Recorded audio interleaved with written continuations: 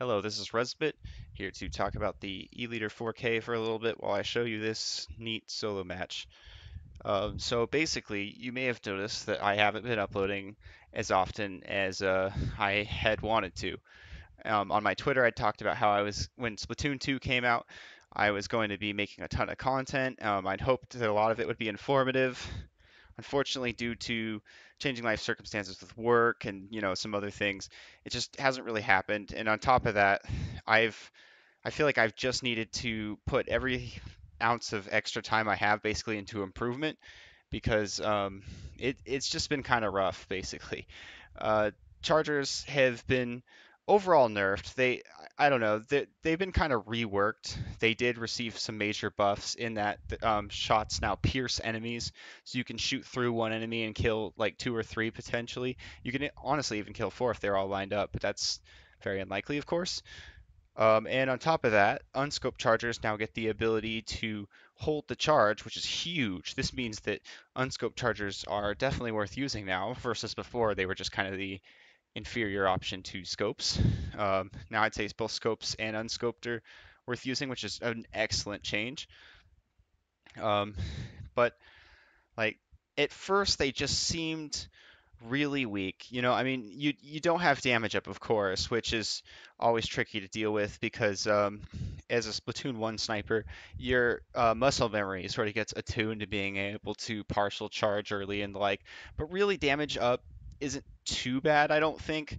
Mostly, like the lack of it, I should say, just because the kill times for other weapons have been brought down and they're a little bit more reasonable. Really, what makes playing Charger more difficult is the map design and the specials. The map design is a lot more open. It's a lot less about like hallway fights and choke points and holding an area, and a lot more about free movement and there's so many options to approach an area or to push with the Rainmaker, and it makes it a lot more difficult because you have to be mobile. You have to be even more aware, even more on your feet. And these are good things, of course, but um, it was just a little bit overwhelming, I suppose. And on top of that, oh yes, the specials. The specials in Splatoon 2 all kind of tend to punish the long range charging users, I would say. And this includes heavy splatling and hydro when that comes out. So it's not just chargers, but think about like tentamissiles. Tentamissiles apply a lot of pressure, which isn't too bad for weapons that are really mobile because they're still able to attack and defend. They're just, they're forced to move. However, with an E leader, you essentially can't attack for like a good 8 seconds. Like you're just forced to either give up your charge, or I mean, I guess you can do it with charge hold, but like then you're telegraphing exactly where you're going and everything, and it leaves you free to get pushed on. Um, then there's also ink armor, which I mean, I don't know. Many of you may not even need to get a recap of that, but ink armor was very difficult to deal with chargers at first because they could just completely negate your shot and come up and get you. However, the newest Ink Armor rework has really helped with that. Now, if you snipe them, it actually overflows and does damage, and not only that, it launches them backwards, both of which very, very helpful. Them getting launched backwards often means that they do survive the encounter with you, but generally they back off and you are able to maintain pressure, and quite frankly, that's a lot more important anyway. So Ink Armor change is looking good. Inkjet used to also sort of counter Charger, and it was funny because it wasn't really supposed to. It was more like Charger was supposed to counter Inkjet.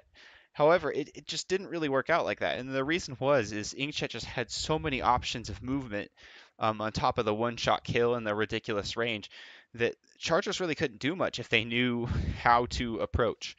However, that also got changed in a recent patch, thankfully. The inkjet hitbox is well, it's not that much bigger, I suppose, but it feels a lot bigger when you're trying to snipe it from far away. How about that? It is incredibly helpful.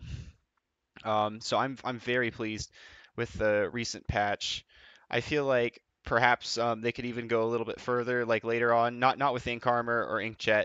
Ink armor and inkjet are fine, but I mean further with like balance changes, particularly made weapon balance changes. But I think that's all going to come in due time. The October patch is coming in a month and a half, and I'm pretty excited for that.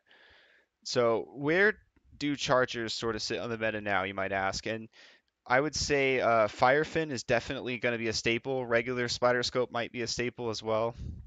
E-liter 4K, I could see some teams, like for instance Deadbeat with power, would probably run E-liter on, say, like Moray or this map, Manta Maria. However, I don't know if it's going to be really used in general, unfortunately. However, that doesn't mean you still can't have some fun with it, take into solo queue, you know, wreck some people. And, well, hopefully E-liter will start to get some patches to help it out. Honestly, I think it will.